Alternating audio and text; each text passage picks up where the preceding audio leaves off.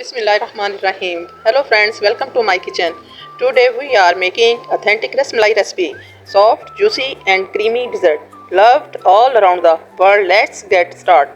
Guys, आज मेरी friend I थी और उनकी फरमाइश थी कि मैं रसमलाई बनाऊं और मैंने फिर उनको जाने की भी जल्दी थी तो मैंने फिर अपनी रेसिपी जो है फॉलो की। और देखें आप, हर कोई अपनी रेसिपी में सूजी बना डालते हैं, ब्रेड का बनाते हैं बॉल्स, और मैंने लेकिन अलग से बनाई है। इसमें मिल्क पाउडर, मैदा, बेकिंग पाउडर, सोडा, अंडा, ऑयल और इन चीज़ों को सब मैंने मिक्स करके अमीज़ा बनाया और इसकी मैंने ये गोलियाँ से बना ली हैं। और इसको फिर मैंने उबलते हुए दूध में, बाज़ उबलता दूध नहीं, चूल्हा बंद कर देते हैं, मैंने चीनी पहले से डाल दी थी और इलायची पाउडर भी मैंने डाल दिया था।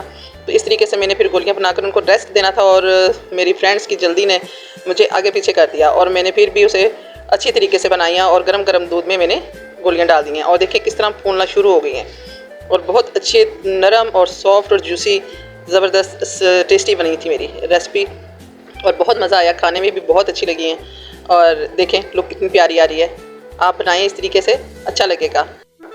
जल्दी जल्दी में मैंने फिर रसमलाई तैयार करने के बाद चाय भी बनाई, बच्चों ने भी जाना था और डिनर भी तैयार करना था और टाइम थोड़ा था और जब सुई गैस चली जाए तो फिर कोई काम नहीं होता, इसलिए फिर मुझे हर काम जल्दी जल्दी में खाना तैयार किया बच्चों के लिए और फिर बच्चों को खाना दिया।